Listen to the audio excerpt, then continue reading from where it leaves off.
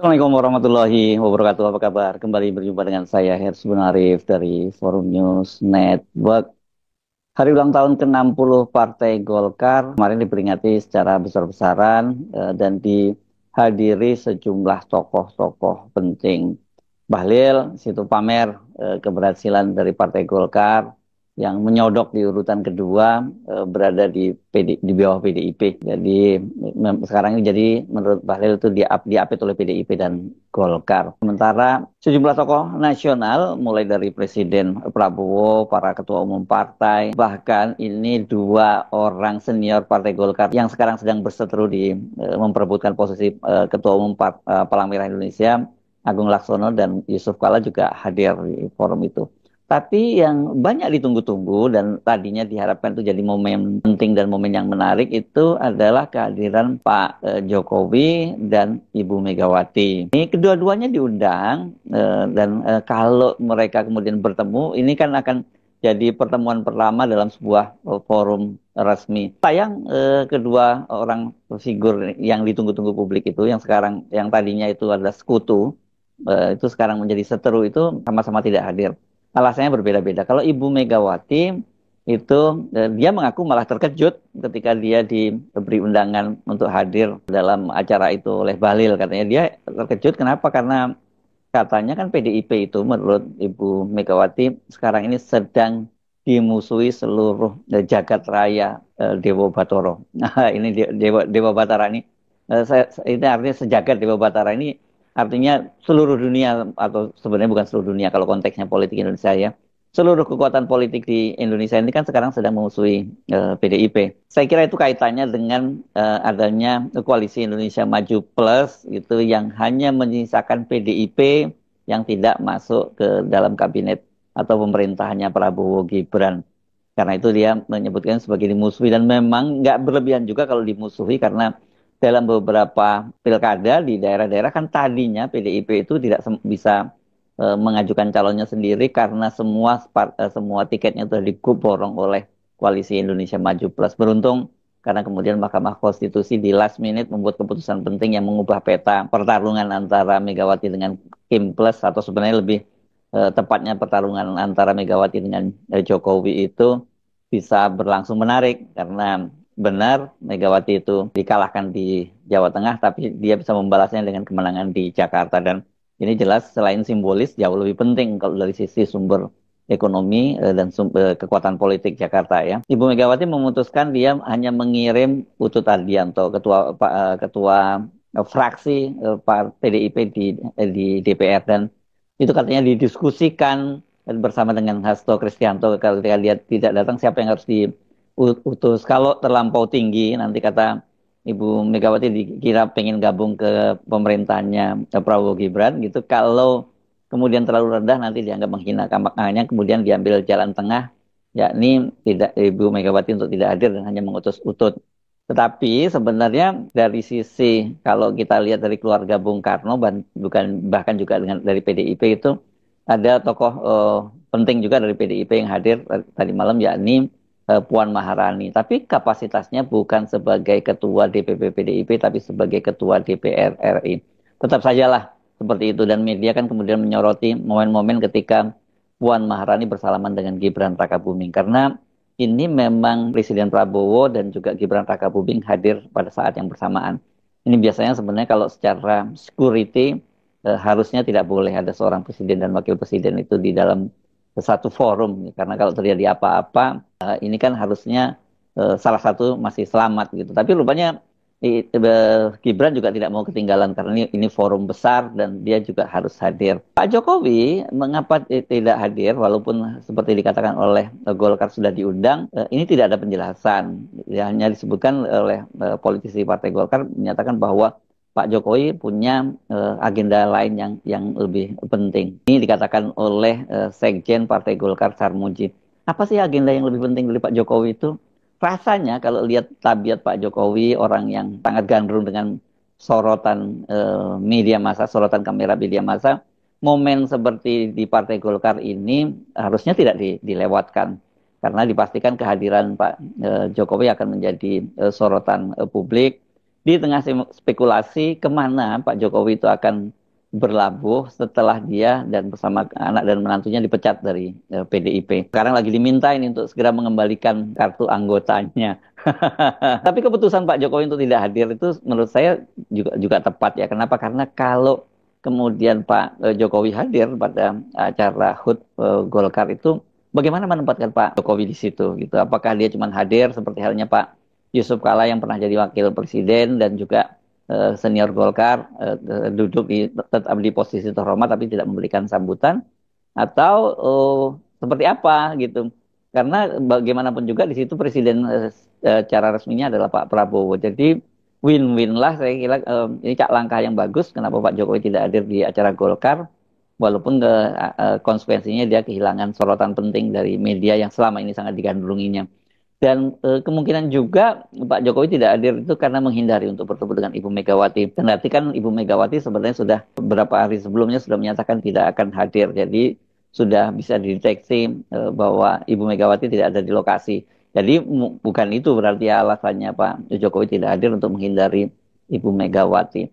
Nah, sekarang ini justru yang jadi pertanyaan, apa agenda berikutnya dari Pak Jokowi? Karena setelah dinyatakan oleh Hasto bahwa dia bukan bagian lagi dari PDIP, sebenarnya dengan bahasa yang halus, tidak menyatakan untuk dipecat, itu kan Pak Jokowi ketika ditanya oleh wartawan, partainya itu adalah partai perorangan. Nah, ini kalau maksudnya apa ya? Maksudnya apakah karena dia merasa sebagai mantan presiden, jadi level dia itu walaupun perseorangan sudah sama kelasnya dengan partai politik, atau dia menganggap ya dia ini kalau kalau untuk kandidat ini adalah kandidat perseorangan atau kandidat independen yang tidak punya partai politik.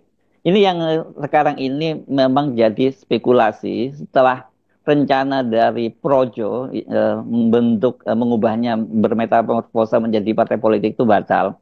Kan sebelumnya dinyatakan bahwa Projo itu akan melakukan kongres yang ketiga pada tanggal 7 dan 8 Desember kemarin, dan di situ Projo disiapkan untuk bermetamorfose menjadi partai politik dan ketua umumnya itu diharapkan Jokowi. Ini sangat masuk akal ya, saya kira Pak Jokowi memang paling lebih aman dia punya partai politik sendiri setelah eksperimennya melalui putranya ya di Kaisang Pangarep yang dijadikan ketua umum PSI ternyata tidak sukses. PSI walaupun sudah di-endorse habis-habisan oleh Pak Jokowi, kemudian dia juga dibantu oleh aparat penegak hukum, terus kemudian juga digelontor dengan bansos, tapi ternyata nggak mempan dan tidak lolos di parliamentary threshold. Dari situ saja sebenarnya kita kemudian bisa mengukur berapa kuat kalau Pak Jokowi itu membangun partai politik sendiri. Saya kira itu mungkin yang jadi kalkulasi Pak Jokowi mengapa kemudian tidak jadi mendeklarasikan Projo sebagai partai politik. Kalau begitu, mana Pak Jokowi itu? Ada dua partai sebenarnya yang selama ini dihubung-hubungkan dengan Pak Jokowi. Yang paling santer pada waktu itu adalah Golkar. Dan indikatornya bahwa Pak Jokowi mengincar Golkar itu kan terlihat pertama dengan diambil alihnya Golkar oleh Bahlil. Dan Bahlil ini adalah orang kepercayaan dari Pak Jokowi. Operator politiknya Pak Jokowi ini yang secara tidak langsung disebut oleh Pak Prabowo dalam sambutannya di hari ulang tahun Golkar kemarin, juga operasi-operasinya itu luar biasa, ya sukses dan luar biasa. Itu pertama Bahlil. Dan yang kedua itu Gibran kan pada waktu maju Pilpres kemarin sebenarnya rencananya sudah mau dijaket kuningkan gitu. Tapi sampai last minute ternyata Gibran tidak jadi menggunakan jaket kuning. Tetapi saya kira sekarang ini opsi untuk Golkar itu merekrut Pak Jokowi atau Pak Jokowi men-take over Golkar lebih tepatnya begitu karena proksinya sudah ada di situ Bahlil, itu tidak semudah seperti yang dibayangkan semula. Karena pada waktu Bahlil mengambil alih Partai Golkar, kemudian banyak yang menduga-duga bahwa Pak Jokowi ini akan menjadi ketua Dewan Pembinanya. Dan ini nanti kalau Pak Jokowi menjadi ketua Dewan Pembina Partai Golkar, ini posisinya sama seperti kayak Pak Harto pada Orde Baru dulu. Dia menjadi ketua Dewan Pembina dan ada ketua umum Partai Golkar. Tapi sesungguhnya ketua umum Partai Golkar itu hanya semacam pengurus harian. Ketua umum real, ketua umumnya adalah Pak Harto. Tetapi kita juga tahu watak dari Golkar yang orientasinya pada kekuasaan itu sangat sangat kuat dan mereka itu hanya akan tunduk pada mereka yang sedang berkuasa. Sementara Jokowi kan sudah tidak berkuasa lagi. Jadi buat Golkar kalau kemudian Pak Jokowi masuk menjadi menjadi kader Partai Golkar dan menduduki posisi penting semacam itu bukan gaya politik dari Golkar. Golkar pasti kiblatnya sekarang kepada Pak Prabowo, bukan kepada Pak Jokowi lagi. Gibran ada, memang Gibran wakil presiden itu pernah terjadi pada eranya Pak Yusuf Kala pada waktu dia mendampingi Pak SBY menjadi wakil presiden kan pada waktu itu kemudian melalui Munas Golkar itu diambil alih oleh Pak Yusuf Kala sebagai ketua umumnya. Tapi posisi Gibran ini kan sekarang sebenarnya masih menjadi tanda tanya. Kendati dia ini menjadi wakil presiden, tapi positioningnya tentu tidak sekuat Pak Yusuf Kala seperti pada waktu dia mendampingi Pak Jokowi karena Pak Yusuf Kala bagaimanapun juga adalah kader senior Partai Golkar sementara kalau Gibran ini bukan siapa-siapa di Partai Golkar. Nah, peluang Pak Jokowi untuk gabung di Golkar apalagi kemudian men-take over Golkar itu sekarang semakin berat ya. Nah, saya mendengar kabar bahwa ada penolakan yang cukup keras dari internal walaupun secara formal para pejabat tingginya, pejabat terasnya di Partai Golkar itu menyatakan mereka terbuka dengan Pak Jokowi dan mereka akan sangat senang kalau Pak Jokowi bisa bergabung di Golkar. Kalau cuma bergabung saja ya nggak ada masalah, tapi kalau kemudian dia ambil alih peran yang penting dan strategis di Partai Golkar, saya kira itu akan penolakannya sangat keras di sana ya. Dan benar saja Bahlil ternyata tidak menunjuk Pak Jokowi sebagai Ketua Dewan Pembina gitu ya. Jadi malah dia kan kemudian menyusun strukturnya itu beberapa waktu yang lalu tuh sampai tertunda sekian lama. Ini menunjukkan bahwa terjadi tarik menarik yang luar biasa di Partai Golkar. Bagaimana dengan Gerindra? Ini ruangnya kemungkinan orang banyak menduga-duga Pak Jokowi ini mungkin akan masuk ke Gerindra. Ini bisa saja masuk akal karena menantu Pak Jokowi yakni Bobi itu kan sekarang sudah menjadi kader Partai Gerindra dan ini sebenarnya sempat membuat kecewa kader-kader Partai Golkar karena dia sudah dibela-belain diberi tiket sebagai calon gubernur di Sumatera Utara bahkan menyingkirkan ketua DPD Partai Golkar di Sumatera Utara yakni Musara Jeksa tapi ternyata dia malah milih berlabuh di Partai Gerindra. Apakah dengan begitu Pak Jokowi bahkan juga Gibran satu paket nanti akan bergabung dengan Partai Gerindra? Sinyal bahwa Jokowi juga tidak akan masuk ke Gerindra itu terlihat jelas ketika beberapa hari yang lalu Pak Jokowi itu bertemu dengan Pak Prabowo di kediaman pribadinya ya di Jalan Kertanegara yang pada waktu itu katanya dia diundang oleh Pak Prabowo untuk makan malam dan itu kata dia juga sekaligus sebagai kunjungan balasan karena Pak Prabowo setelah jadi presiden kan dia sempat berkunjung ke Solo. Dalam pertemuan itu setelah acara selesai ketika ditanya oleh wartawan pada waktu itu Pak Prabowo menyatakan bahwa Gerindra terbuka untuk Pak Jokowi gitu. Tapi katanya dia tidak akan memaksa Pak Jokowi untuk masuk ke Partai Gerindra. Jawaban yang jelas, clear sebenarnya walaupun disampaikan tidak secara langsung itu datang dari Ketua Harian Partai Gerindra Sufmi Dasko Ahmad yang menyatakan bahwa mereka itu belum menyiapkan posisi untuk Pak Jokowi gitu dan juga apakah Pak Jokowi juga ingin bergabung itu yang belum jelas. Tapi ini sebenarnya bahasa halus bahwa ya ini dia ditolak oleh Gerindra juga dan saya bisa membayangkan kalau Pak Jokowi itu masuk ke Gerindra itu kan akan muncul juga matahari kembar lagi. Di situ ada Pak Prabowo dan kemudian ada Pak Jokowi. Rasanya memang Pak Jokowi mungkin nggak akan juga masuk di Partai Gerindra dan Pak Jokowi tentu nggak mau kalau dia masuk ke Partai Gerindra dia hanya menjadi anggota. Dia harus tetap mengendalikan seperti sekarang ini. Nah kalau gitu apa pilihannya Pak Jokowi ini ya karena Projo gagal dideklarasikan menjadi partai, kemudian di Golkar resistensinya juga sangat tinggi walaupun itu dibantah oleh para politisi Golkar. Kemudian Gerindra juga secara halus menolak Pak Jokowi. Walaupun ini kelihatannya kesannya kemudian coba dihaluskan oleh Sekjen Partai Gerindra yang menjadi Ketua MPR sekarang Ahmad Muzani yang beberapa hari lalu setelah pertemuan Pak Jokowi dengan Pak Prabowo itu datang ke Solo bertemu dengan Pak Jokowi dan kepada wartawan juga menyatakan bahwa karpet merah akan disiapkan untuk Pak Jokowi kalau Pak Jokowi akan masuk ke Partai Gerindra. Kalau kayak gitu berarti ke mana dong Pak Jokowi itu akan berlabuh? Projo sudah batal dideklarasikan ke PSI saya kira juga terlampau kecil itu untuk Pak Jokowi ya dan segmen pemilihnya PSI itu beda dengan segmen pemilihnya Jokowi ini lebih elit perkotaan sementara Pak Jokowi itu kan sebenarnya yang lebih kuat di rural ya di pedesaan. Golkar resistensinya sangat tinggi dan kemudian Gerindra itu menolak secara halus ya meskipun sudah dihaluskan tetap saja kesan penolak itu sangat kuat. Ini yang cukup menarik adalah pernyataan Ibu Megawati kemarin ketika hadir dalam peluncuran buku Profesor Todung Mulya Lubis. Dia menyatakan bahwa dia mendengar informasi bahwa partainya itu akan di-out kongresnya nanti ya pada awal tahun ini, tahun 2025, awal tahun depan maksud saya, tahun 2025. Kata alasannya ya karena di eranya pemimpinan Ibu Megawati sekarang yang terakhir ini kan dianggap gagal.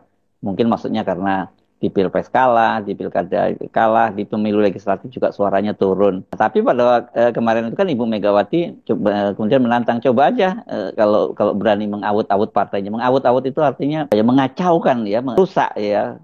Pokoknya memerantakan lah gitu, Pak. Ini memang bahasa Jawa itu agak sulit untuk diterjemahkan ke bahasa Indonesia karena berkaitan dengan rasa. Tapi kira-kira artinya akan ada yang intervensi, ada yang ngacak-ngacak ke Kongres PDIP, dan sangat mungkin ini ya akan diambil alih oleh PDIP ini. Nah, siapa yang berniat seperti itu? Ya orang kemudian dengan mudah mengait-ngaitkan itu, dan saya kira mungkin nggak terlalu salah kalau yang kemudian yang diduga akan melakukan itu, awut-awut itu merupakan pernyataan Ibu Mega itu adalah sindiran kepada Pak Jokowi. Dia menyatakan kira-kira ini saya udah dengar loh, saya udah tahu loh apa yang kamu rencanakan. Itu kira-kira pernyataan dari Ibu Megawati yang ditujukan kepada Pak Jokowi.